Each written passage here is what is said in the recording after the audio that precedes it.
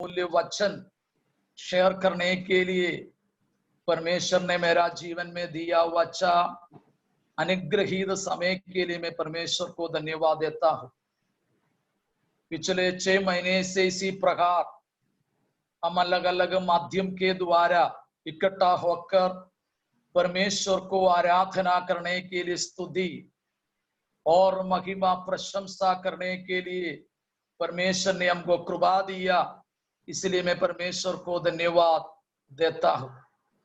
आप लोग इन दिनों में उपवास के साथ प्रभु की चरणों में बैठते हैं।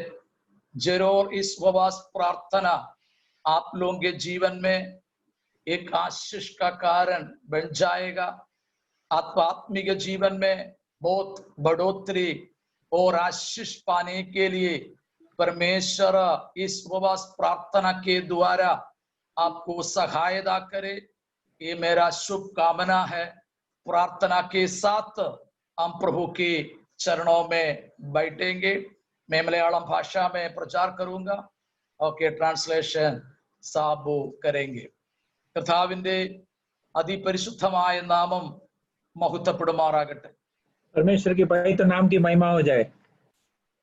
ഈ ഓൺലൈനിൽ സന്നിധരായിരിക്കുന്ന എല്ലാ എൻ്റെ പ്രിയപ്പെട്ടവർക്കും യേശു ക്രിസ്തുവിന്റെ നാമത്തിൽ എൻ്റെ സ്നേഹവും വന്ദനവും അറിയിക്കുന്നു। इस ऑनलाइन माध्यम के द्वारा जुड़े हुए हर एक मेरे प्रिय भाई बहनों को यीशु मसीह के नाम पे मेरा प्रेम का वंदन देता हूँ। ഓക്കെ, ഒരിക്കൽ കൂടി നിങ്ങളെ ഇങ്ങനെ കാണുവാനും ഒന്നിച്ച് നിങ്ങളോട് ദൈവത്തിന്റെ വചനം ഷെയർ ചെയ്യുവാനും ദൈവം ഒരുക്കിയ അവസരത്തിനായി സ്തോത്രം। അതിനുവേണ്ടി അനുവദിച്ച കർത്താവിന്റെ ദാസനോടും ദൈവസഭയോടും പ്രത്യേകമായ നന്ദി പ്രാരംഭത്തിൽ ഞാൻ അറിയിക്കുന്നു। फिर एक बार आपको इस प्रकार माध्यम से देखने के लिए और इस प्रकार आपके साथ जुड़कर आपके बीच में परमेश्वर की वचन की सेवा करने के लिए मुझे मौका दिया हुआ परमेश्वर को और उसके लिए कारण बना हुआ पासबान और कलीसिया के हर एक सदस्यों को फिर एक बार मैं तहे दिल से धन्यवाद करता हूँ। വളരെ പ്രാർത്ഥനയോടും വളരെ ശ്രദ്ധയോടും കൂടെ നമുക്ക് ദൈവത്തിന്റെ മാറ്റമില്ലാത്ത വചനത്തിന് മുമ്പാകെ ആയിരിക്കാം। बड़ी ध्यान के साथ और इच्छा के साथ परमेश्वर के वचन के सामने हम बैठेंगे। ചർച്ചിൽ നിങ്ങൾ എങ്ങനെയാണ് ദൈവദാസൻ ദൈവവചന ശുശ്രൂഷിക്കുമ്പോൾ ഇരിക്കുന്നത്, അതുപോലെ തന്നെ ആ പ്രാർത്ഥനാ അന്തരീക്ഷത്തിൽ ആമേൻ ദൈവസന്നിധിയിലായിരിക്കണമേ എന്ന് ഞാൻ നിങ്ങളെ ഓർമ്മപ്പെടുത്തും। और मैं आपको याद दिलाता हूं और विनती करता हूं कि जिस प्रकार आप कलीसिया में पासबान की सेवकाई के सामने जिस प्रकार बैठते हो, उसी प्रकार आप अपने अपने जगहों में ध्यान पूर्वक बैठे करके मैं विनती करता हूं। അങ്ങനെയെങ്കിൽ ശ്രദ്ധയോടും പ്രാർത്ഥനയോടും കൂടെ ഇരിക്കുന്ന നിങ്ങളോട് ഇന്ന് രാത്രിയിൽ സ്വർഗത്തിന് ചിലത് സംസാരിക്കാനുണ്ടെന്ന് ഞാൻ പൂർണ്ണമായി വിശ്വസിക്കുകയാണ്। और अगर आप प्रार्थना के साथ और ध्यान पूर्वक परमेश्वर की उपस्थिति में रहेंगे तो मैं विश्वास करता हूं कि परमेश्वर आपसे कुछ बात करेगा। ഇന്ന് രാത്രിയിൽ നിങ്ങളുമായി ഞാൻ ഷെയർ ചെയ്യുവാൻ ആഗ്രഹിക്കുന്ന വിഷയം വിചാരപ്പെടൽ എന്ന വിഷയമാണ്, വറീസ്। और इस प्रकार आज रात को आपसे इस प्रकार इस विषय के संबंध में बात करना चाहूंगा कि आप अपने निराश होने की या इस प्रकार चिंतित होने के विषय के बारे में। ഓക്കെ, നമ്മുടെ മനസ്സുമായിട്ട് ബന്ധപ്പെട്ട 3 ഭാവങ്ങളാണ്. 1 നിരൂപണം, 2 വിചാരം, 3 ചിന്ത। और इस प्रकार हमारे इस चिंता के विषय के बारे में 3 बात हम देख सकते हैं। एक हमारे नजर, हम जो बातों को विचार करते हैं, और दूसरा हमारा चिंता। और इस प्रकार इस बातों को हम ध्यान देकर सीख सकते हैं। ഓക്കെ, ഇതിനകത്ത് നിന്നും വിചാരം എന്ന വിഷയത്തെ കുറിച്ചാണ് ഇന്ന് രാത്രിയിൽ നിങ്ങളുമായി ഷെയർ ചെയ്യാൻ പരിശുദ്ധാത്മാവിൽ ഞാൻ ആഗ്രഹിക്കുന്നു। इसके अंदर विचार के उस विषय के संबंध में आज रात को पवित्र आत्मा के सहायता के द्वारा आपसे मैं बात करना चाहता हूँ। ഈ ദിവസങ്ങളിൽ എല്ലാവരും വളരെയധികം വിചാരങ്ങളും ഭാരങ്ങളും ചിന്താകുലങ്ങളും ഉള്ളവരാണ്। इन दिनों में सब लोग इस प्रकार अधिक विचार और चिंतित और व्याकुल रहने वाले दिनों में है। എന്നാൽ അതിനെക്കുറിച്ച് നമ്മുടെ കർത്താവ് എന്താണ് പറയുന്നത്, ദൈവത്തിന്റെ വചനം എന്താണ് പറയുന്നത്? उसके विषय के संबंध में हमारे मसीह क्या बोलता है, परमेश्वर का वचन क्या बोलता है? എന്താണ് വിചാരപ്പെടൽ എന്ന് പറഞ്ഞാൽ? चिंतित रहना उसका अर्थ क्या है? സാഹചര്യങ്ങൾ അനുകൂലമല്ലാതെയാകുകയും പ്രതീക്ഷിക്കുന്നത് പോലെ കാര്യങ്ങൾ നടക്കാതിരിക്കുകയും ചെയ്യുമ്പോൾ ഭാവിയെ കുറിച്ചുണ്ടാകുന്ന ഉത്കണ്ഠയാണ് വിചാരപ്പെടൽ. प्रतिकूल हम जब विचार करते हैं, जो हमारे उम्मीद के अनुसार जब बातें नहीं चलती है और जब बातें हमारे विपरीत आती, विचारों से बढ़कर हमारे विचारों के विपरीत जब बातें आती है, उस बात पर हम चिंतित हो जाते हैं. നമ്മുടെ കർത്താവായ യേശു ക്രിസ്തു തന്റെ ഗിരിപ്രഭാഷണത്തിൽ ശക്തമായി പറഞ്ഞ ഒരു സന്ദേശമാണ് വിചാരപ്പെടരുത് എന്നുള്ളത്. और हमारे मसीह ने उस पहाड़ी प्रचारों में से बहुत इस प्रकार महत्व रूप से कहा हुआ एक विषय है, चिंतित नहीं होना. യേശു ക്രിസ്തുവിന്റെ കൽപ്പനയാണ്, ദൈവമക്കളോടുള്ള കൽപ്പനയാണ് വിചാരപ്പെടരുത് എന്നുള്ളത്. यीशु मसीह के अपने प्रजा के और उनका आज्ञा है कि इस प्रकार चिंतित नहीं होना. അവൻ മറ്റ് കൽപ്പന പോലെ തന്നെ ഇപ്പോൾ കുല ചെയ്യരുത് എന്നുള്ള കൽപ്പന പോലെ തന്നെ അത്രയും തൂക്കവും ആഴവുമുള്ള കൽപ്പനയാണ് വിചാരപ്പെടരുത് എന്നുള്ളത്. और इस प्रकार जैसे एक आज्ञा है कि घात नहीं करना, उसी प्रकार उतना ही महत्व वाली एक आज्ञा है कि चिंतित नहीं होना या व्याकुल ना होना. നമുക്കൊക്കെ വളരെ സുപരിചിതമായ ഒരു വാക്യമാണ് ഫിലിപ്പിയ ലേഖനം 4-ാം അധ്യായം 6-7 വാക്യങ്ങൾ. हमें सब सुपरिचित एक वचन है, फिलिपियों के पत्री 4 अध्याय उसकी 6वीं और 7वीं वचन. അവിടെ ദൈവദാസനായ പൗലോസ് ഫിലിപ്പിയിലുള്ള വിശുദ്ധന്മാരോടും ഭൂലോകത്തുള്ള സകല വിശുദ്ധന്മാരോടും ഓർപ്പിച്ചുണർത്തുകയാണ്, നിങ്ങൾ ഒന്നിനെ കുറിച്ചും വിചാരപ്പെടരുത്. प्रेरित पौलुस फिलिपियों की कलीसिया के लिए और संसार के सारे पवित्र जनों के लिए इस प्रकार लिख रहा है, किसी भी बात की चिंता मत करो. ആമേൻ. വിചാരം എന്നതിന്റെ മറ്റൊരു വാക്കാണ് ചിന്താകുലം. और इस प्रकार चिंता जो शब्द है उसका दूसरा एक अर्थ यह है व्याकुल ना होना. ഓക്കെ, അതിനെക്കുറിച്ച് അപ്പോസ്തലൻ പത്രോസ് തന്റെ ലേഖനത്തിൽ ഓർപ്പിച്ചു. और इस शब्द के बारे में प्रेरित पत्रोस ने अपने पत्री में याद दिलाया, അവൻ നിങ്ങൾക്കായി കരുതുന്നതാകയാൽ നിങ്ങളുടെ സകല ചിന്താകുലവും അവന്റെ മേൽ ഇട്ടുകൊള്ളുവീൻ. और वो आपके लिए प्रबंध करने के कारण आपके सारे चिंता उसके ऊपर डाल दो. വിചാരപ്പെടൽ, വിചാരം എന്നുള്ളതിന്റെ മറ്റൊരു പദമാണ് ഭാരം എന്നുള്ളത്. और चिंता अर्थात व्याकुल होने के उस शब्द का दूसरा एक शब्द है बोझ. സങ്കീർത്തനക്കാരൻ പറയുന്നു, നിന്റെ ഭാരം യഹോവയുടെ മേൽ ഇട്ടുകൊള്ളുക, അവൻ നിന്നെ പുലർത്തും, നീതിമാൻ കുലുങ്ങിപ്പോകുവാൻ അവൻ ഒരു നാളും സമ്മതിക്കുകയില്ല. भजन संहिता रचने वाला कहता है कि अपना बोझ परमेश्वर पर डाल दो, वो कभी भी धर्मी को टलने ना देगा. ചിന്ത, നമ്മുടെ ചിന്ത വഴിതെറ്റി പോകുന്നതിനെയാണ് ചിന്താകുലം എന്ന് പറയുന്നത്. हमारा जो चिंता है, हमारा जो विचार है, वो जब मार्ग से भटक जाता है तब उसे चिंतित अवस्था करके कहते हैं. ഇത് നമ്മുടെ മനസ്സുമായി ബന്ധപ്പെട്ടതാണ്. और ये हमारे मन के साथ संबंध रखता है. നമ്മുടെ മനസ്സ് ലോകവുമായിട്ട് ബന്ധപ്പെട്ടതാണെങ്കിൽ നമ്മുടെ ചിന്ത മുഴുവൻ ലോകപരമായിട്ടുള്ളതായിരിക്കും. अगर हमारा मन इस संसार के साथ संबंध में रहता है तो हमारे विचार जो है वो पूरे इस संसार के साथ जुड़ी होती रहती है. എന്നാൽ നമ്മുടെ മനസ്സ് പരിശുദ്ധാത്മാവുമായിട്ട് ബന്ധപ്പെട്ടതാണെങ്കിൽ നമ്മുടെ ചിന്ത ദൈവികമായിരിക്കും, ആത്മീകമായിരിക്കും. मगर हमारा मन अगर पवित्र आत्मा के साथ जुड़ी हुई है तो हमारी विचार और हमारी सोच जो है वो ईश्वरी होगी, दिव्य होगी और पवित्र होगी. എന്നാൽ നാം മനുഷ്യരാണ്, പല നിലയിലുള്ള ചിന്താകുലങ്ങളും വിചാരങ്ങളും ഭാരങ്ങളും ഒക്കെ നമുക്ക് വരാറുണ്ട്. मगर हम मनुष्य होने के नाते अलग प्रकार के चिंता और व्याकुल और निराश होने की बातें हमारे मनों में आती है. എന്നാൽ ദൈവത്തിന്റെ വചനം വളരെ ശക്തമായി പറയുന്ന ആലോചന ഒന്നിനെ കുറിച്ചും വിചാരപ്പെടരുത് എന്നുള്ളതാണ്. मगर परमेश्वर की आत्मा बड़ी सामर्थ्य रूप से सलाह पहुंचाता है कि किसी भी बात की चिंता मत करो. ഓക്കെ, മത്തായി സുവിശേഷം 13-ാം അധ്യായം അതിന്റെ 22-ാം വാക്യത്തിൽ നമ്മുടെ കർത്താവ് യേശു ക്രിസ്തു ഇങ്ങനെ പറഞ്ഞു. Book of Matthew chapter 13 verse 22. मत्ती रचित सुसमाचार 13वीं अध्याय उसकी 22 वचन में मसीह ने इस प्रकार कहा. മുള്ളിനിടയിൽ വിതയ്ക്കപ്പെട്ടതോ ഒരുത്തൻ വചനം കേൾക്കുന്നു എങ്കിലും ഈ ലോകത്തിന്റെ ചിന്തയും ധനത്തിന്റെ വഞ്ചനയും വചനത്തെ ഞെരുക്കിയിട്ട് നിഷ്ഫലമായി തീരുന്നതാകുന്നു. അവിടെ യേശു ക്രിസ്തു പറഞ്ഞ ഉപമയിൽ വിതയ്ക്കുന്നവന്റെ ഉപമ പറയുകയാണ്. यीशु मसीह यहाँ बीज बोने वाले के उस दृष्टांत को बता रहा है. ആ കാര്യങ്ങൾ നമുക്കറിയാം. ഞാൻ എല്ലാം വിശദീകരണത്തിലേക്ക് പോകുന്നില്ല. മുള്ളിനിടയിൽ വീണ വിത്തിനെ കുറിച്ചാണ് കർത്താവ് പറഞ്ഞത്. उस बात हम जानते हैं, गहराई में मैं नहीं जानता हूं, नहीं जाता हूं, मगर उस कांटीले झाड़ के बीच में गिरा हुआ बीज के बारे में मसीह कह रहा है. മുള്ളിനിടയിൽ വീണ വിത്തിനെ മുള്ള് ഞെരുക്കുന്നു, അതിനെ വളരാൻ അനുവദിക്കുന്നില്ല. उस कांटीले झाड़ के बीच में गिरा हुआ बीज को इस प्रकार उस कांटे उसे दबाने के कारण वो बीज बढ़ नहीं पा रहा है. ആ മുള്ള എന്താണെന്ന് കർത്താവ് അവിടെ വിശദീകരിച്ചു. और उस कांटा किसको दर्शाता है करके मसीह वहां बताता है.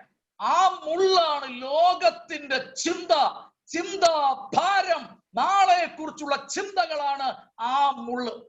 और उस जो कांटा जो है वो संसार की चिंता को दिखाता है. ഇന്ന് രാത്രിയിൽ എന്നെ കേൾക്കുന്ന ദൈവമക്കളെ, आज रात के समय मेरे बातों को सुनने वाले परमेश्वर के जन, എത്ര വചനങ്ങൾ ദൈവം നമ്മളിലേക്ക് വിതച്ചു തന്റെ ദാസന്മാരിലൂടെ. परमेश्वर ने अपने वचनों को कितने अनेक प्रकार के सेवकों के द्वारा हमारे अंदर बोया है. ഈ ലോക്ക്ഡൌൺ ആയതിനു ശേഷം തന്നെ ഇത്ര അധികമായി ദൈവവചനം കേൾക്കുവാനുള്ള അവസരങ്ങളാണ് ഈ മാധ്യമങ്ങളിലൂടെ ഉണ്ടായിക്കൊണ്ടിരിക്കുന്നത്. और इस लॉकडाउन के बीच में भी इतना अधिक हमें परमेश्वर के वचन सुनने के लिए इन माध्यमों के द्वारा हमें इस प्रकार मौका मिल रहा है. എന്നാൽ ഇന്ന് രാത്രി ദൈവത്തിന്റെ പരിശുദ്ധാത്മാവ് നമ്മളോട് ചോദിക്കുന്നു, വിതയ്ക്കപ്പെട്ട വചനം നിന്നിൽ വളർന്നിട്ടുണ്ടോ, ഫലവത്തായിട്ടുണ്ടോ? आज रात को पवित्र आत्मा हमसे इस प्रकार पूछ रहा है कि हमारे अंदर बोया हुआ वचन क्या वो बढ़ रहा है, वो उग रहा है. ദൈവവൈതലെ, അത് നിന്നെ വളരുമാറാക്കാതെ അതിനെ കുത്തി ഞെരുക്കിച്ചു കളയുന്നത് ഈ ലോകത്തിന്റെ ചിന്തകളാണ്. और हे परमेश्वर के बच्चों, आपके अंदर उस वचन उग ना पाए उसे इस प्रकार इस संसार की चिंताएं दबा रहा है. നാളെയെ കുറിച്ചുള്ള ചിന്ത, ഭാവിയെ കുറിച്ചുള്ള ചിന്ത, മക്കളെ കുറിച്ചുള്ള ചിന്ത, ഇങ്ങനെ തുടങ്ങിയ ചിന്താ ഭാരങ്ങൾ ഓർക്കുക. നിനക്ക് വളരാൻ കഴിയാതെ ദൈവത്തിന്റെ വചനത്തെ നിന്നിൽ ഞെരിച്ചു കളയുകയാണ്. कल के बारे में चिंता, भविष्य के बारे में चिंता, बच्चों के बारे में चिंता, इस प्रकार अपने व्यक्तिगत जिंदगी के बारे में चिंता, अनेक प्रकार की सांसारिक चिंताओं के वजह से इस वचन हमारे अंदर बढ़ नहीं पा रहा है. ലൂക്കോസിന്റെ സുവിശേഷം 21-ാം അധ്യായം 34-ാം വാക്യം, book of Luke chapter 21 verse 34-ൽ ഇങ്ങനെ നമുക്ക് കാണാൻ കഴിയുന്നു. लूका रचित सुसमाचार 21वीं अध्याय उसकी 34वीं वचन में इस प्रकार हम पढ़ते हैं. നിങ്ങളുടെ ഹൃദയം അതിഭക്ഷണത്താലും മദ്യപാനത്താലും ഉപജീവന ചിന്തകളാലും ഭാരപ്പെട്ടിട്ട് ആ ദിവസം നിങ്ങൾക്ക് പെട്ടെന്ന് കെണി പോലെ വരാതിരിക്കുവാൻ സൂക്ഷിച്ചുകൊള്ളുവിൻ. और इस जीवन की चिंताओं से सुस्त हो जाए और वह दिन तुम पर फंदे की नाई अचानक आ पड़े. ആമേൻ. ചിന്തകൾ നിമിത്തം അത് നിനക്കൊരു കെണിയായിത്തീരുന്നുവെന്നാണ് അവിടെ പറയുന്നത്. और यहाँ इस प्रकार लिखा है कि उस चिंताओं के द्वारा वो हमारे लिए एक फंदे के रूप में बन जाता है करके लिखा है. അതിന്റെ മുകളിലെ ഭാഗം വായിച്ചു നോക്കുമ്പോൾ അതിന്റെ സന്ദർഭം, അതിന്റെ കോണ്ടെക്സ്റ്റ് നമുക്ക് മനസ്സിലാകും. കർത്താവിന്റെ വരവിനെ കുറിച്ചുള്ള സന്ദേശമാണ്. और उसके ऊपरों के वचनों के बारे में जब हम पढ़ते हैं तो हम समझ सकते हैं कि मसीह ने अपने आगमन के उस संदर्भ के विषय में कहा है. ആമേൻ. നീ അധികം ചിന്താഭാരത്തോടെ, നീ അധികം വിചാരത്തോടെ ആമേൻ ജീവിതം കഴിക്കുകയാണെങ്കിൽ ഓർക്കുക, യേശുവിന്റെ വരവ് നിനക്കൊരു കെണിയായിരിക്കും. अगर आप अधिक चिंताओं से अपना जिंदगी बिता रहे हैं, निराश होकर जिंदगी बिता रहे हैं, तो मान लीजिए, समझ लीजिए कि मसीह का जो आगमन है आप पर एक फंदे के नाई पड़ेगा। യേശുവിന്റെ വരവിൽ നീ കൈവിടപ്പെട്ടു പോകുമെന്ന യാഥാർത്ഥ്യം മറക്കാതിരിക്കട്ടെ. यीशु मसीह के आगमन पर आप रह जाओगे, आप छूट जाओगे करके उस सच्चाई को आप याद कर लीजिएगा। വിവിധ ചിന്താഭാരങ്ങൾ നിന്നിലേക്കിട്ട് നിന്നെ കെണിയിൽ അകപ്പെടുത്തി പൂട്ടുവാൻ പിശാച് ശ്രമിക്കുമ്പോൾ ഇന്ന് രാത്രി പരിശുദ്ധാത്മ പറയുന്നു, വിചാരപ്പെടരുത്. अनेक प्रकार की जीवन की चिंताओं को आपके अंदर डालकर आपको इस प्रकार फंदे में फंसाने के लिए जब दुश्मन शैतान बनाता है, पवित्र आत्मा सामर्थ्य रूप से आपको सलाह पहुंचाता है कि आप उसके बीच में फंसना नहीं, निराश नहीं होना। ദൈവവൈതലേ, നിനക്ക് വേണ്ടിയുള്ള പദ്ധതികൾ ദൈവം തയ്യാറാക്കിയിട്ടുണ്ട്. हे परमेश्वर के संतान, परमेश्वर ने आपके लिए योजनाएं बना के रखा है। ആമേൻ. ദൈവവൈതലേ, നിന്നെ കുറിച്ചുള്ള ശോഭന ഭാവി ദൈവത്തിന്റെ കരത്തിലുണ്ട്. परमेश्वर आपके प्रति जो उस अच्छा शोभामय जो भविष्य है वो നീ परमेश्वर के നാളെ हाथ में है। എന്താകണമെന്നുള്ളത് ദൈവമാണ് തീരുമാനിക്കുന്നത്. आप कल क्या बनना है करके परमेश्वर निर्णय करता है। നീ അതേക്കുറിച്ച് വിചാരപ്പെട്ട് നിന്റെ ആത്മീക ജീവിതത്തിൽ നീ ക്ഷീണിച്ചു പോകാതെ ഇന്ന് രാത്രി പരിശുദ്ധാത്മാ പറയുന്നു, വിചാരപ്പെടരുത്. उस बातों के प्रति हम विचार करते हुए इस प्रकार चिंताओं में फंसने की हमें जरूरत नहीं है। पवित्र आत्मा आज रात को हमें याद दिला रहा है कि हमें जीवन की चिंताओं के द्वारा फंसने की या सुस्त होने की जरूरत नहीं है। ദൈവത്തിന്റെ വചനം നാം പഠിച്ചാൽ ഭക്തന്മാരും അനാവശ്യമായ വിചാരത്തിൽ വിചാരപ്പെടൽ അകപ്പെട്ടു പോയിട്ടുണ്ട്. परमेश्वर के वचन जब हम सीखते हैं तो हम इस बात को जान सकते हैं कि परमेश्वर के अनेक भक्त इस प्रकार की चिंताओं में फंस गए हैं। ആമേൻ. ദൈവദാസനായ അബ്രഹാം, അദ്ദേഹത്തെ കുറിച്ചുള്ള ദൈവത്തിന്റെ പദ്ധതി തന്റെ സന്തതി ആകാശത്തിലെ നക്ഷത്രങ്ങളെ പോലെയും ഹല്ലേലൂയ മണൽത്തരി പോലെയും ആക്കുമെന്നുള്ളതായിരുന്നു ദൈവത്തിന്റെ പദ്ധതി. और अब्राहम जो परमेश्वर का दास था, उसके प्रति परमेश्वर का योजना ये था कि उसके संतान जो है आकाश के तारे के समान और समुद्र के किनारे में रहने वाले रेती के समान बना देंगे। എന്നാൽ അവയ്ക്ക് വേണ്ടി ഭക്തിയോടെ കാത്തിരുന്ന വിശ്വാസ വീരനായിരുന്നു അബ്രഹാം. उस परमेश्वर की योजना के लिए भक्ति रूप में इंतजार किया वो भक्त था परमेश्वर का दास अब्राहम। ഉൽപ്പത്തി പുസ്തകം 17-ാം അധ്യായം വായിച്ചാൽ നിങ്ങൾക്ക് മനസ്സിലാകും. उत्पत्ति की किताब 17वीं अध्याय पढ़ेंगे तो आप समझ जाएंगे। ദൈവം തന്നോട് നിനക്കൊരു സന്തതി ഉണ്ടാകുമെന്ന് പറഞ്ഞപ്പോൾ അബ്രഹാം കവിണ്ണു വീണ് ചിരിക്കുകയാണ്. ചിരിച്ചിട്ട് ദൈവത്തോട് പറയുകയാണ്, അല്ല, ഇസ്മായേൽ എന്റെ മുമ്പിൽ ജീവിച്ചിരുന്നാൽ മതി. और जब हम देखते हैं कि परमेश्वर जब अब्राहम से कहता है कि मैं तुझे एक वंश दूंगा, तब अब्राहम देखिए मुंह के बले गिरा और इस प्रकार हंसकर देता है कि मुझे इस्माइल जो संतान है उसे दे देगा तो चलेगा। മാനുഷികമായ ചിന്തകൾ അവനെ ഭരിച്ചു. അതുകൊണ്ട് അവൻ പറഞ്ഞു, ഇസ്മായേൽ ജീവിച്ചിരുന്നാൽ മതി എന്ന്. और मानसिक विचार उसके मन के अंदर आने के वजह से उन्होंने कहा कि इस्माइल जीवित रहेगा तो काफी है। എന്നാൽ ദൈവത്തിന്റെ ഹിതത്തിന് വേണ്ടി വീണ്ടും താൻ സമർപ്പിക്കപ്പെട്ടപ്പോൾ ദൈവത്തിന് തന്നെ കുറിച്ചുള്ള ദൈവത്തിന്റെ പദ്ധതി ദൈവം നിറവേറ്റി. और जब परमेश्वर की योजना के लिए जब अपने आप को वापस उन्होंने समर्पण किया, अधीन बन गया, तब परमेश्वर उसके जिंदगी में अपने योजनाओं को पूरा करते हुए हम देखते हैं। നമുക്കറിയാം, ദാവീദ് ധീരനും ശക്തനുമായിരുന്നു. ദാവീദ്, और हम जानते हैं कि दाऊद जो है वो शक्तिमान और धीरजवंत व्यक्ति था। ദൈവത്തിന് അവനെ കുറിച്ചുള്ള പദ്ധതി ഇസ്രായേലിന്റെ സിംഹാസനത്തിൽ 40 വർഷം രാജാവായി തന്നെ ഇരുത്താനാണ്. और परमेश्वर को उसके प्रति इस प्रकार योजना थी कि इस्राएल के राजगद्दी में उसे 40 साल तक बिठाना था। ജഡപ്രകാരം യേശു ക്രിസ്തുവിന്റെ വലിയ പുത്രനാകാനുള്ള ദൈവത്തിന്റെ പദ്ധതിയായിരുന്നു ദാവീദിനെ കുറിച്ചുള്ളത്.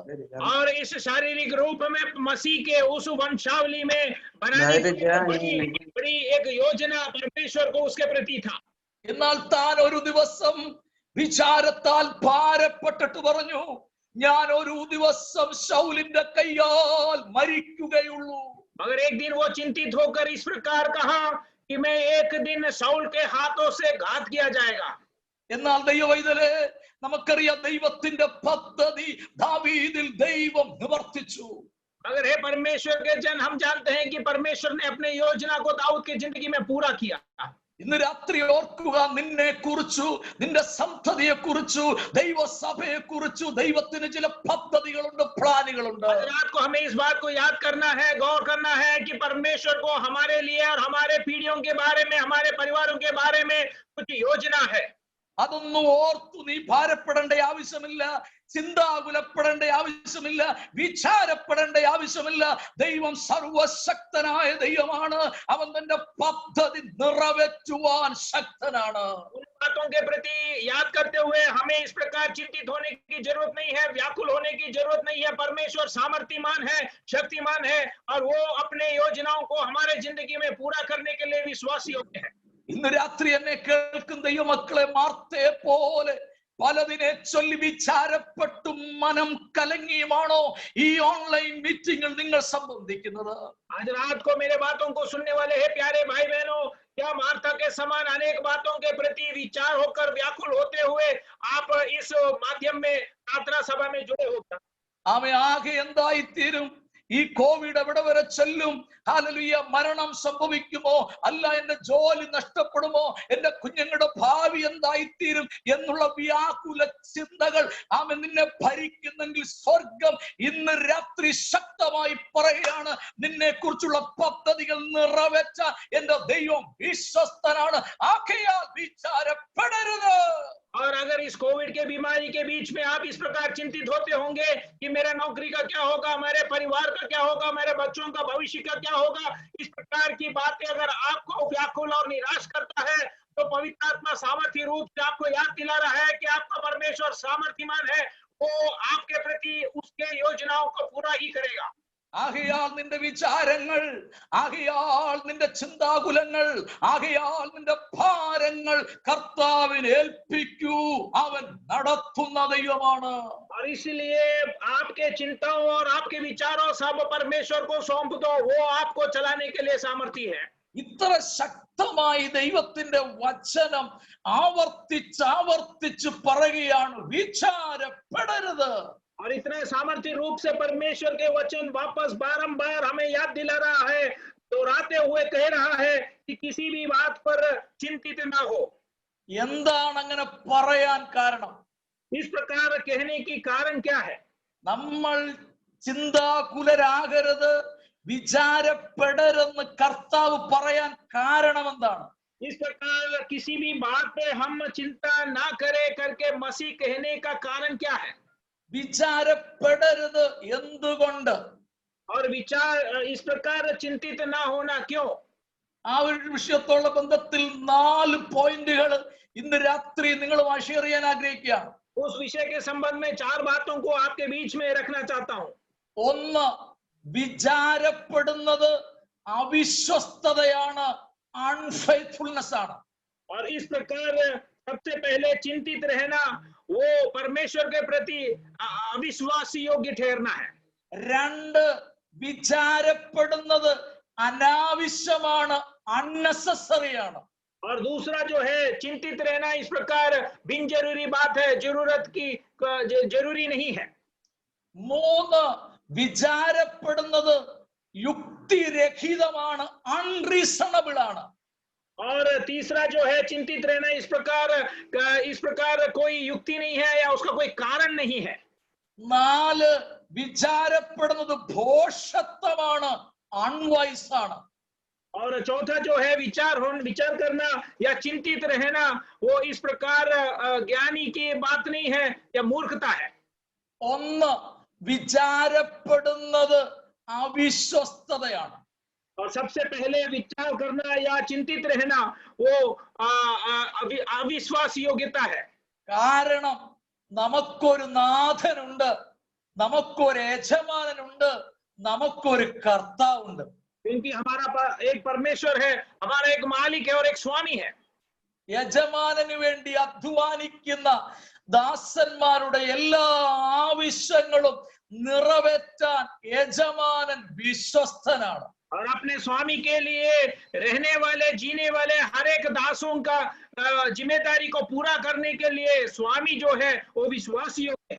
എന്നാൽ നീ അതിനെതിരായി വിചാരപ്പെടുമ്പോൾ നിന്റെ യജമാനന്റെ വിശ്വസ്തതയെ നീ ചോദ്യം ചെയ്യുകയാണ്. और जब हम उसके विपरीत विचार करते हैं, हम इस प्रकार व्याकुल हो जाते हैं, चिंतित रहते हैं, तब हमारे स्वामी के उस വിചാരപ്പെടുന്നത് യജമാനനോടുള്ള അവിശ്വസ്തതയാണ്. और इस प्रकार हम जब हमारे स्वामी को सवाल करते हैं, हम जब चिंतित रहते हैं, तब उस स्वामी के प्रति ദൈവം विश्वासघात നമ്മുടെ करते हैं, യജമാനനാണ്.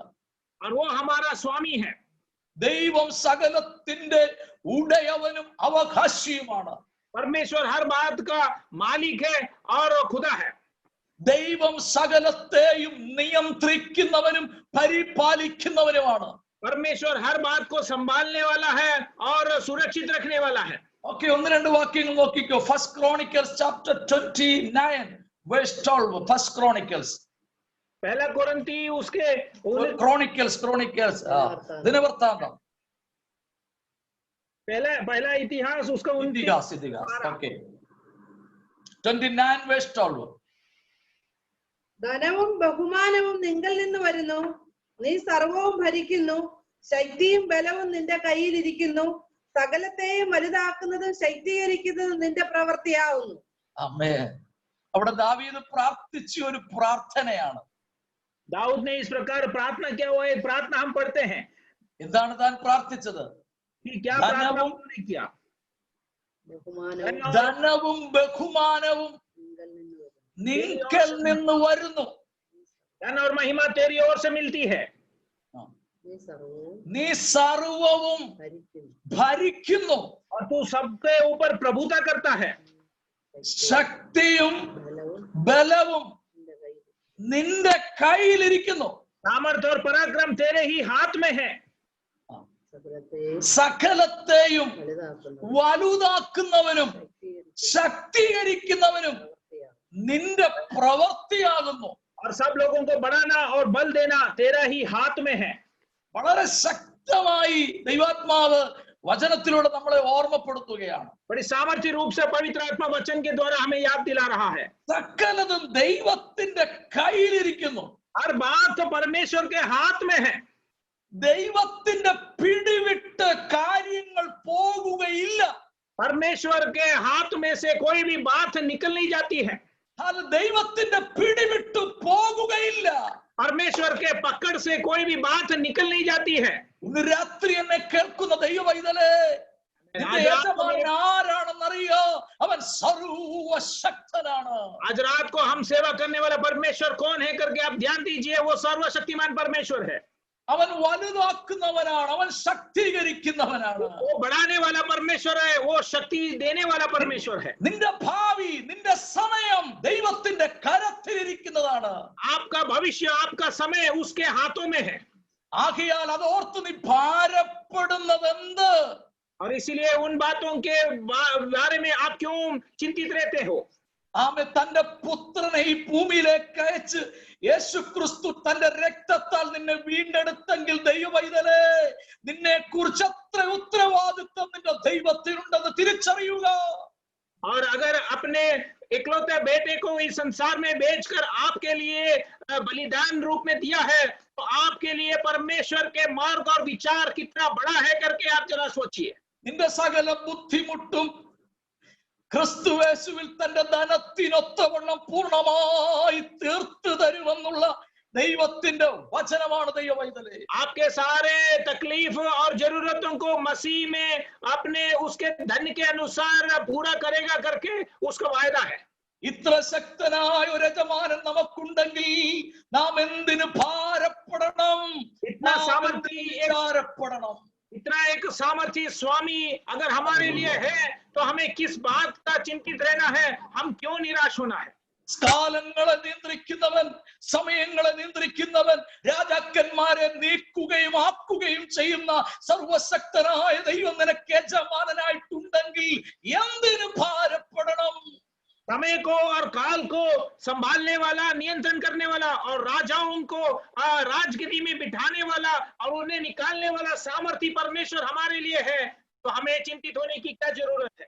അങ്ങനെയെങ്കിൽ നീ വിചാരപ്പെടുന്നെങ്കിൽ നിന്റെ യജമാനനോടുള്ള അവിശ്വസ്തതയാണ്. अगर इस प्रकार हम चिंतित रहते हैं, तो हम हमारे स्वामी के विरुद्ध विश्वासघात करते हैं. രണ്ട്, വിചാരപ്പെടുന്നത് അനാവശ്യമാണ്, അൺനെസസറി ആണ്. और इस प्रकार दूसरा चिंतित रहना बेकार है, अनावश्यक है. കാരണം നിനക്കൊരു പിതാവുണ്ട്. क्योंकि आपका एक पिता है. ആ പിതാവ് സൽഗുണപൂർണനായ പിതാവാണ്. और उस जो पिता है उसके अंदर सर्वगुण से वो भरा हुआ है. ആ പിതാവ് നിനക്കൊരു ദോഷവും ചെയ്യാത്ത പിതാവാണ്. वो पिता आपको कोई भी हानि नहीं करेगा. എന്നെ കേൾക്കുന്ന മിക്കരും പിതാക്കന്മാരാണല്ലോ. और मेरे बातों को आज अधिकता इसे पिता और इस प्रकार पिता सुन रहे हैं. നമ്മുടെ കുഞ്ഞുങ്ങൾക്ക് ഒരു ദോഷവും വരാൻ ആഗ്രഹിക്കാത്തവരാണ് നമ്മൾ. हम चाहते हैं कि हमारे बच्चों को कोई भी हानि ना पहुंचे. അങ്ങനെയെങ്കിൽ സ്വർഗത്തിലുള്ള എന്റെ പിതാവ്, अगर इस प्रकार है तो स्वर्ग में रहने वाला मेरा पिता നിനക്കൊരു ദോഷം വരാൻ ആഗ്രഹിക്കുന്നവനല്ല. वो नहीं चाहता है कि आपको कोई भी हानि या दुर्घटना आए. നിന്റെ പിതാവിന് നിന്നോട് ഒരു ദോഷവും ചെയ്യാൻ പറ്റുകയില്ല. और आपके पिताजी जो है आपके विरुद्ध आपको कोई भी हानि पहुंचा नहीं सकता है. ആകയാൽ ദൈവവൈതനെ ഓർക്കുക, വിചാരപ്പെടുന്നത് അനാവശ്യമാണ്. और इसीलिए है प्यारो, मान लीजिए, समझ लीजिए कि चिंतित रहना अनावश्यक है. ഇനി നിന്റെ വിചാരം ആഹാരത്തെ കുറിച്ചാണോ? या आप इस प्रकार भोजन के बारे में चिंतित रहते हैं? ഇതിനെക്കുറിച്ച് വളരെ ശക്തമായി മത്തായി സുവിശേഷം 6-ാം അധ്യായത്തിൽ കർത്താവ് ഓർപ്പിച്ചിട്ടുണ്ട്. और इस विषय के संबंध में मत्ती रचित सुसमाचार 6वें अध्याय में मसीह ने हमें याद दिलाया है. 6-ാം അധ്യായം 25 മുതൽ 34 വരെയുള്ള വാക്യങ്ങൾ വായിക്കുമ്പോൾ നമുക്ക് മനസ്സിലാകും. और इस 6वें अध्याय 25 वचन से लेके 34 वचन तक हम पढ़ेंगे तो हम समझ जाएंगे. ആമേൻ. ഈ 9 വാക്യത്തിൽ 5 പ്രാവശ്യം പറഞ്ഞിട്ടുണ്ട് വിചാരപ്പെടരുത്. और इस 9 वचन के अंदर करीबन 5 बार कहा है कि चिंतित ना रहे. ആമേൻ. വിചാരപ്പെടുന്നത് അനാവശ്യമാണ്. और चिंता करना अनावश्यक है. ആഹാരത്തെ കുറിച്ചാണോ നിന്റെ ചിന്ത? और क्या भोजन के बारे में आप चिंतित रहते हो? ആകാശത്തിലെ പറവകളെ നോക്കുവീ. इस आकाश में उड़ने वाले उस चिड़ियों को देखिए. അവയ്ക്ക് വിതയില്ല, അവയ്ക്ക് കൊയ്ത്തില്ല. और वे ना बोते हैं ना काटते हैं. ആരാണ് അതിന് ആഹാരം കൊടുക്കുന്നത്? और उन्हें खाना कौन देता है? ഇയ്യോബിനോട് ദൈവം ചോദിച്ചു, കാക്ക കുഞ്ഞുങ്ങൾ ഇരകിട്ടാതെ ദൈവത്തോട് നിലവിളിക്കുമ്പോൾ അതിന് തീനെത്തിച്ചു കൊടുക്കുന്നത് ആരാണ്? अय्यूब से परमेश्वर ने सवाल किया कि अगर कौवे के बच्चे जब खाने के लिए रोते हैं तब उसके मुंह में कौन खाना डालता है? സങ്കീർത്തനക്കാരൻ വിളിച്ചു പറഞ്ഞവൻ കരയുന്ന കാക്ക കുഞ്ഞുങ്ങൾക്കും അതതിന്റെ ആഹാരം കൊടുക്കുന്നു. संगीत रचने वाला कहता है कि वो रोने वाले कौवे के बच्चों को भी उसका खाना देता है. ദൈവം സകല ജഡത്തിനും ആഹാരം കൊടുക്കുന്നു. परमेश्वर सारे लोगों को सबको खाना देता है. ആകാശത്തിലെ പറവകൾക്ക്, ഭൂമിയിലെ മൃഗങ്ങൾക്ക് അവൻ ആഹാരം കൊടുക്കുന്നവൻ ആര്? അവൻ ദൈവമാണ്, നമ്മുടെ ദൈവമാണ്. इस आकाश के पक्षियों को, संसार के जीव जंतुओं को, सबको खाना कौन देता है? हमारा सर्वशक्तिमान परमेश्वर. സകലത്തിനും ആഹാരം കൊടുക്കുന്ന സ്നേഹനിധിയായ ഒരു പിതാവാണ് നമ്മുടെ പിതാവ്.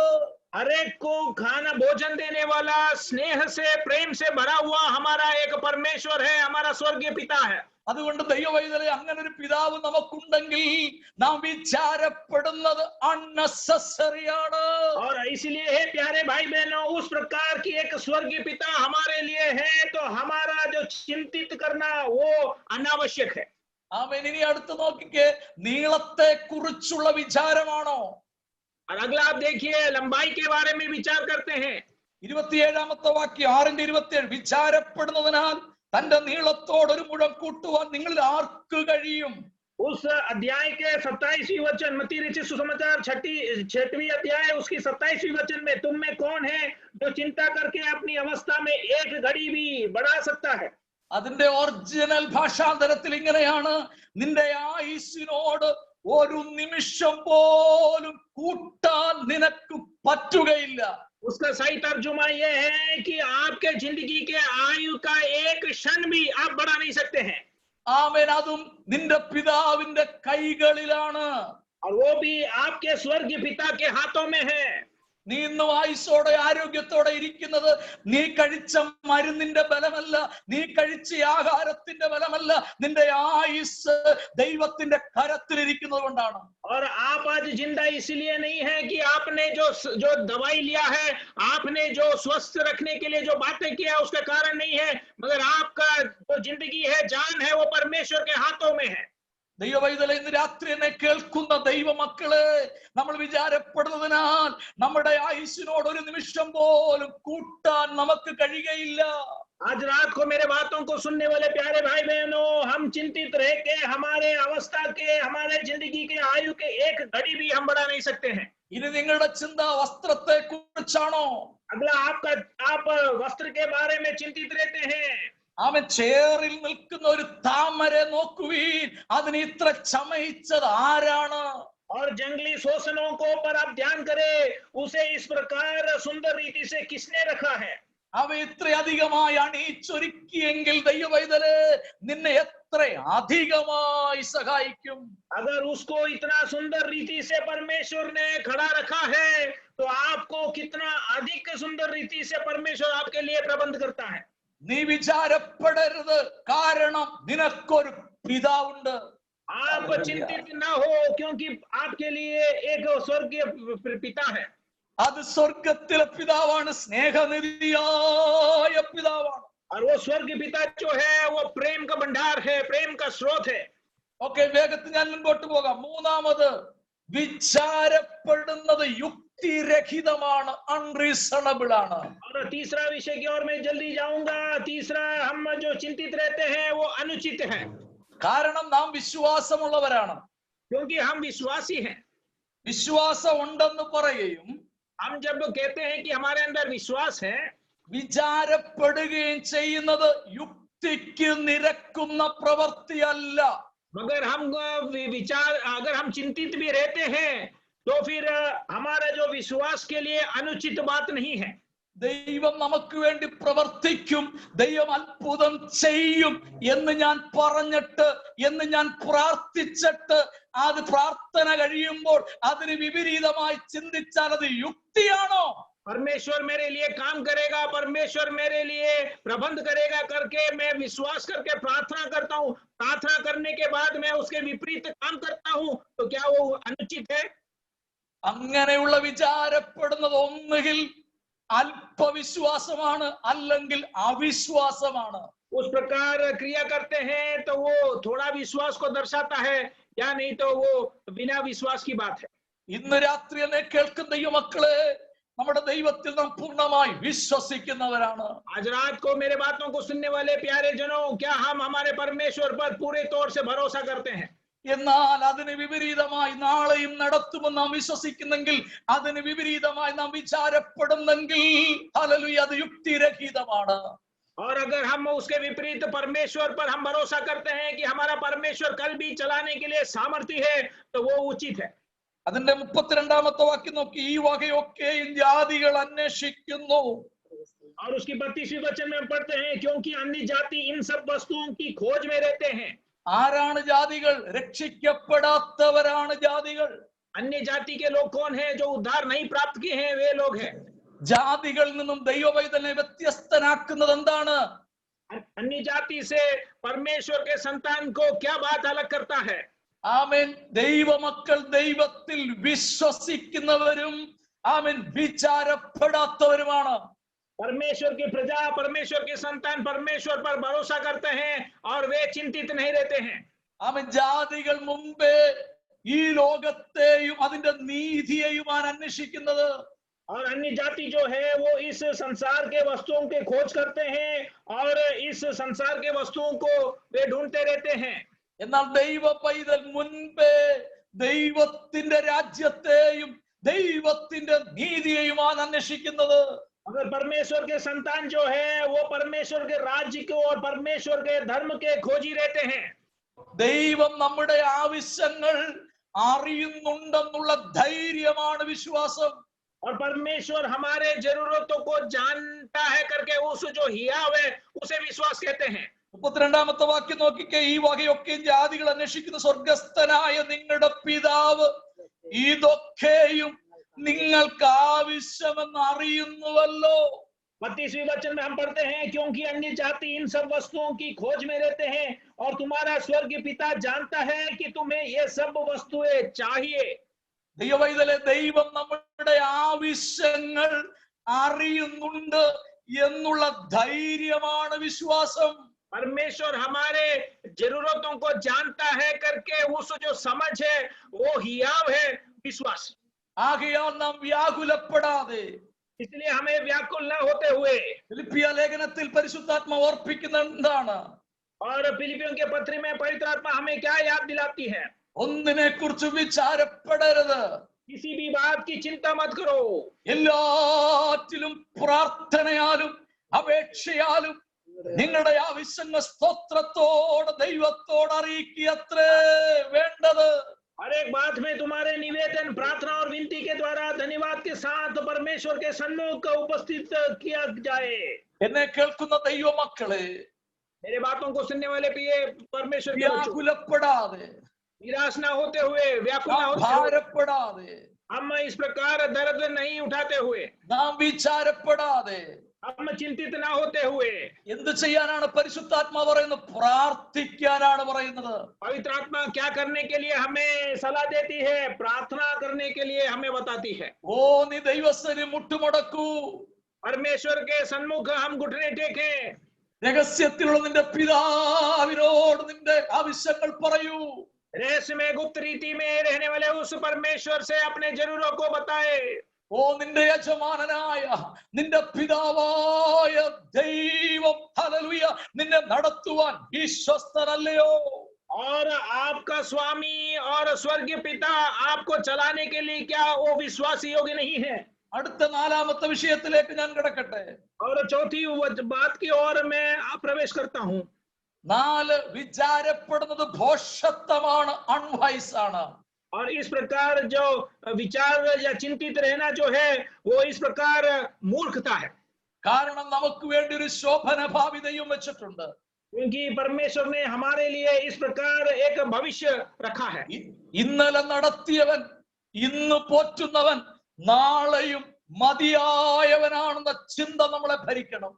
कल जो हमें चलाया, जो आज हमें चला रहा है, आने वाला कल हमें चलाने के लिए सामर्थ्य है करके उस विचार हमारे अंदर राज करना चाहिए. ദൈവവൈതലെ, പുറകോട്ട് നോക്കി ഒന്ന് ചിന്തിച്ച് എത്രയാ സന്ദർഭങ്ങളിൽ ദൈവം നമ്മെ നടത്തിയ വഴികൾ, വിധങ്ങൾ എനിക്ക് നിങ്ങൾക്ക് കണ്ണുനീരോടെ പറയാനുണ്ട്.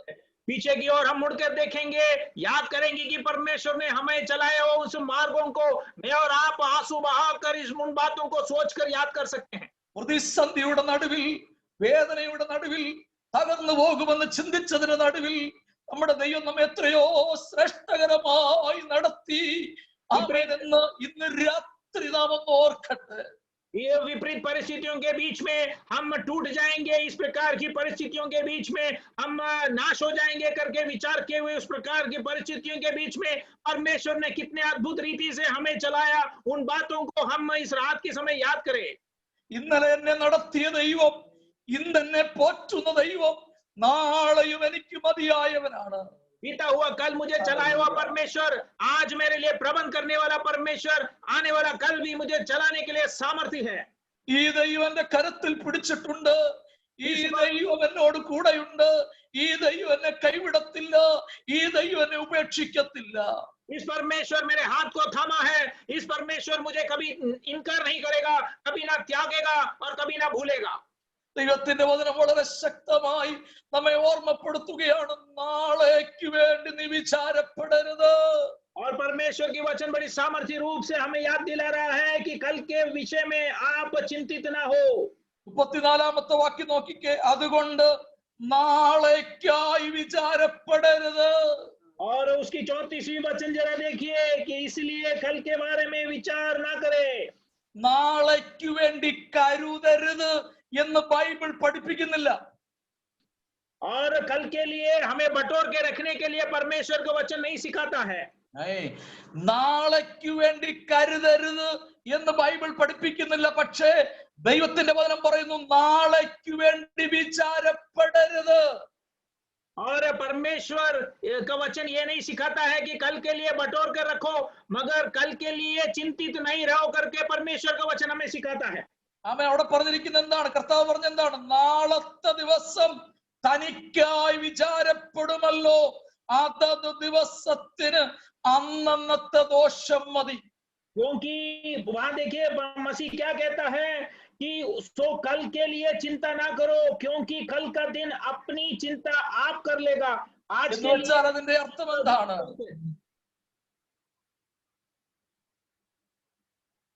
അതിന്റെ അർത്ഥം എന്താണ്? ഇന്നത്തെ പ്രശ്നങ്ങളുമായി ഇന്ന് നീ ജീവിച്ചാൽ മതി.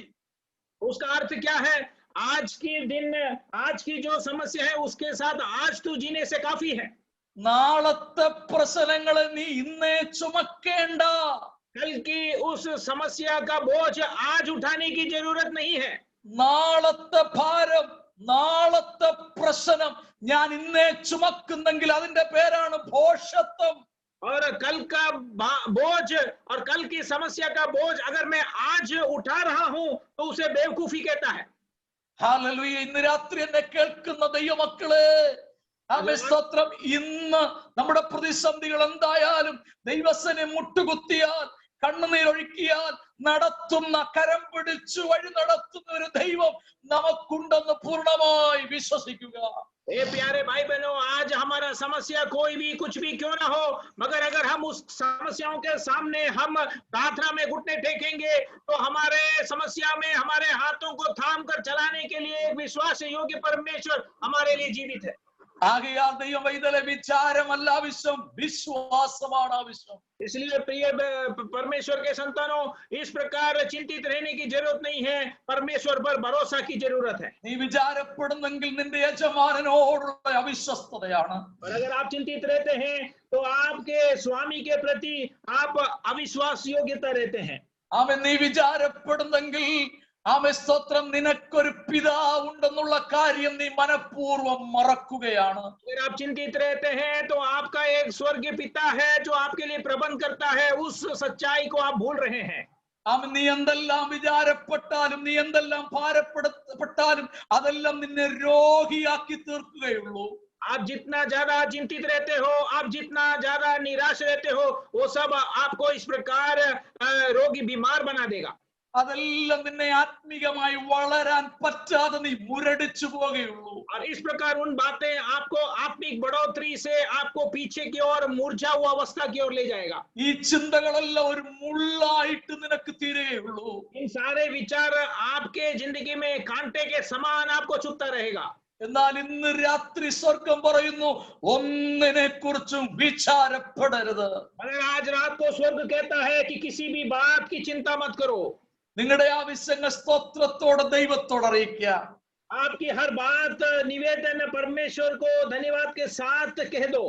എന്നാ സകല ബുദ്ധിയെയും കവിയുന്ന ദൈവ സമാധാനം, ആമേൻ, നിങ്ങളിലേക്ക് ഇറങ്ങി വരും. तब परमेश्वर की शांति जो समझ से बिल्कुल परे है, तुम्हारे हृदय और तुम्हारे विचारों को मसीह यीशु में सुरक्षित रखेगी। ഇന്ന് രാത്രി എന്റെ വാക്കുകൾക്ക് ഞാൻ ഇവിടെ വിരാമം കുറിക്കുകയാണ്. आज रात को मेरे बातों को यहाँ मैं बंद करना चाहता हूँ। എന്നോടും നിങ്ങളോടും സ്വർഗം ഇന്ന് രാത്രി പറഞ്ഞ സന്ദേശം ഒന്നിനെ കുറിച്ചും വിചാരപ്പെടരുന്നുള്ളതാണ്. मुझे और आपसे स्वर्ग का संदेश इस रात की समय यह है कि किसी भी बात की चिंता मत करे। അതിന്റെ ഭവിഷ്യത്ത് എന്താകുമെന്ന് കണ്ടു. അവൻ വിചാരപ്പെടരുത് എന്നെന്തുകൊണ്ട് പറഞ്ഞു എന്നുള്ളത് നമ്മൾ കണ്ടു. और उसका परिणाम क्या होगा, क्यों हम चिंतित नहीं रहे करके हमने उस बात पर विचार किया। കർത്താവിന്റെ വരവ് നിനക്കൊരു കെണിയായി തീരും നീ വിചാരം കൊണ്ട് നടന്നാൽ.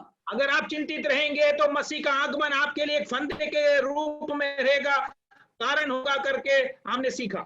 തന്റെ രക്തം തന്നു നിന്നെ വിലയ്ക്ക് വാങ്ങിയവൻ, നിന്നെ വീണ്ടെടുത്തവൻ, നിന്നെ അന്ത്യത്തോളം നടത്താൻ വിശ്വസ്തനാണ്. अपने लहू को देखकर आपको मोल लिया है, उस परमेश्वर आपको अंत तक चलाने के लिए वो विश्वास योग्य परमेश्वर है। എന്റെ ഭാവി ദൈവത്തിന്റെ കരത്തിലാണ്. എന്റെ കുഞ്ഞുങ്ങളുടെ ഭാവി, അവരുടെ പഠിത്തം ദൈവത്തിന്റെ കരത്തിലാണ്. मेरे भविष्य मेरे परमेश्वर के हाथ में है, मेरे बच्चों के भविष्य और उनके पढ़ाई सब मेरे परमेश्वर के हाथ में है। എന്തായിത്തീരുമെന്നുള്ള വിചാരങ്ങൾ അനേകരെ അലട്ടിക്കൊണ്ടിരിക്കുകയാണ്. क्या हो जाएगा, इसका परिणाम क्या होगा करके इस प्रकार की विषय अनेक लोगों को चिंतित कर रहा है. ലോകമനുഷ്യർ സ്തോത്രം ഡിപ്രഷനിലേക്ക് പോകുകയാണ് വിചാരപ്പെട്ടുകൊണ്ട്. और इस प्रकार लोगों, इस संसार के लोग जो है इस प्रकार व्याकुल हो जाते हैं, वे इस प्रकार मानसिक संतुलन उनके बिगड़ रहा है इस प्रकार की चिंतित अवस्थाओं की वजह से. അനേക യൗവനക്കാർ ചിന്താഭാരത്താൽ ചിന്താകുലത്താൽ ആത്മഹത്യയിലേക്ക് പോകുകയാണ്. अनेक नौजवान इस प्रकार चिंतित होने के वजह से, चिंता के उस बोझ के वजह से आत्महत्या की ओर जा रहे हैं. ഇന്ന് രാത്രി എന്നെ കേൾക്കുന്ന കുഞ്ഞുങ്ങളെ, ഇന്ന് രാത്രി എന്നെ കേൾക്കുന്ന യൗവനക്കാരെ, നിന്റെ ഭാവി ദൈവത്തിന്റെ കരത്തിലാണ് എന്ന യാഥാർത്ഥ്യം മറക്കാതിരിക്കട്ടെ. आपको मेरे बातों को सुनने वाले हे प्यारे बच्चों, हे नौजवानों, आप इस बात को ना भूलें कि आपके जो भविष्य है वो परमेश्वर के हाथों में सुरक्षित है.